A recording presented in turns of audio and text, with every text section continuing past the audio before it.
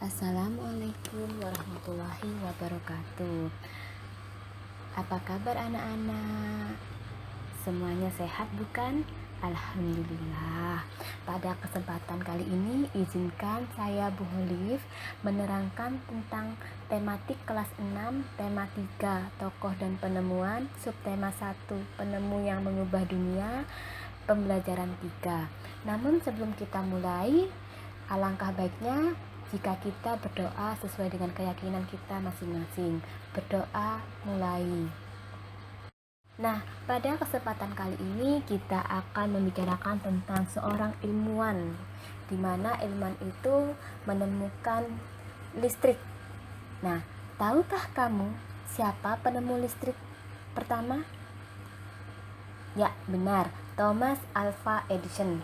Thomas Alva Edison itu lahir pada tanggal 11 Februari 1847 dan meninggal pada tanggal 18 Oktober 1931 tepat di umur 84 tahun.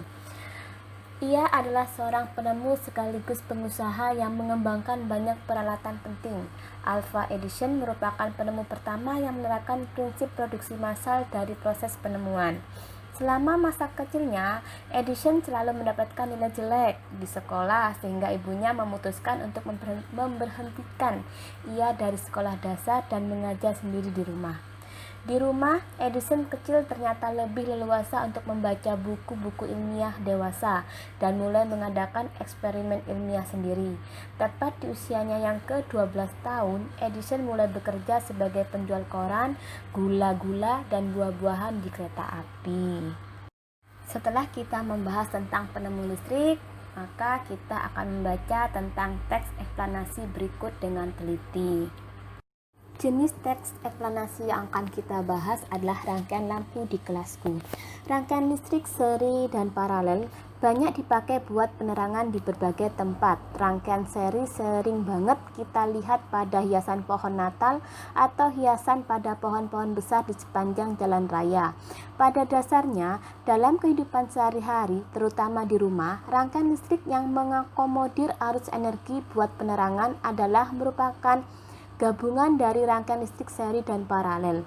Rangkaian ini dikenal dengan nama rangkaian listrik campuran. Dengan demikian, kedua jenis rangkaian ini akan saling melengkapi satu sama lainnya.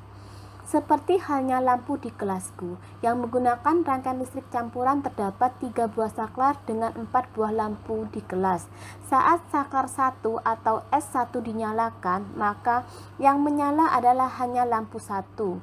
Saat saklar 2 atau S2 dinyalakan, maka hanya lampu 2 atau L2 yang menyala. Saat saklar 3 atau S3 dinyalakan, maka lampu 3 atau L3 dan 4 L4 menyala. Dengan kondisi tersebut, maka rangkaian seri pada lampu di kelas adalah L3 dan L4, sedangkan rangkaian paralel adalah L1, L2, dan L3 dan L4. Rangkaian paralel akan sangat membantu sekali penghematan biaya listrik karena kita tidak perlu menyalakan semua lampu saat cuaca tidak terlalu gelap. Kita hanya perlu untuk dapat menyalakan lampu sesuai kebutuhan. Dari bacaan di atas, maka perhatikan rangkaian lampu seri dan paralel berikut. Jika semua saklar dihidupkan, maka otomatis lampu L1, L2, L3, dan L4 menyala. Akan tetapi, jika salah satu lampu atau salah satu saklar dimatikan, misalkan S1 dimatikan, maka yang akan menyala adalah L2, L3, dan L4. Begitupun jika semua saklar hidup kecuali S2 dimatikan, maka yang akan menyala adalah L1, L3, dan L4. Dan juga jika hanya saklar S3 yang dimatikan, maka yang akan menyala adalah lampu L1 dan L2. Cermati kembali teks eksplanasi di atas. Temukan kosakata non baku dan kalimat tidak efektif dalam teks dan perbaiki. Tulis dalam tabel berikut. Tabel analisis kosakata baku. Contohnya kosakata non baku kata-katanya adalah dipakai. Perbaikan kosakata baku yaitu dipakai. Sedangkan untuk kalimat tidak efektif, rangkaian seri sering banget kita lihat pada hiasan pohon Natal atau hiasan pada pohon-pohon besar di sepanjang jalan raya. Dan perbaikan kalimat efektifnya adalah rangkaian seri sering kita lihat pada hiasan pohon Natal atau hiasan pada pohon-pohon besar di sepanjang jalan raya. Jadi, kalimat yang kita hilangkan dari kalimat tidak efektif adalah kata banget.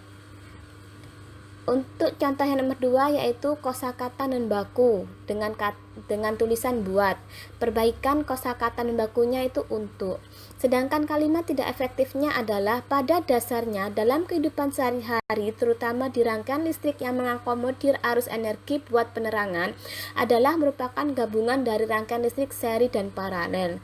Perbaikan kalimat efektifnya menjadi dalam kehidupan sehari-hari, terutama di rumah rangkaian listrik yang mengakomodir arus energi buat penerangan adalah merupakan gabungan dari rangkaian listrik seri dan paralel. Jadi kalimat tidak efektifnya yang dibuang adalah pada dasarnya. Dari kedua contoh berikut, saya harap Ananda sekalian bisa membedakan atau bisa menganalisis sebuah paragraf dengan kosakata non baku dirubah menjadi kosakata baku, sedangkan kalimat tidak efektifnya bisa dirubah menjadi kalimat efektif. Nah, setelah membaca, sekarang coba temukan informasi penting dari teks eksplanasi tersebut sesuai dengan urutan paragrafnya. Dari hasil pengamatan paragraf 1, terdapat topik masalah, yaitu penggunaan rangkaian seri dan paralel saling melengkapi dalam kehidupan manusia. Dalam paragraf 2 terdapat deret penjelas, yaitu 1.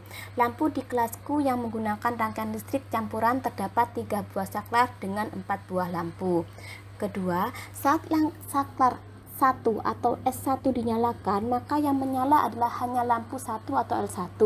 Saat saklar 2 atau S2 dinyalakan, maka hanya lampu 2 atau L2 yang menyala. Saat saklar 3 atau S3 dinyalakan, maka lampu 3 atau L3 dan 4 atau L4 menyala. Dengan kondisi tersebut, maka rangkaian seri pada lampu di kelas adalah L3 dan L4, sedangkan rangkaian paralel adalah L1, L2, dan L3, L4. Sedangkan dalam paragraf 3 terdapat kesimpulan, yaitu rangkaian paralel akan sangat membantu sekali penghematan biaya listrik. Sampai di sini pembelajaran kita kali ini. Semoga bermanfaat. Kita ketemu lagi pada pembelajaran berikutnya. Terima kasih. Assalamualaikum warahmatullahi wabarakatuh.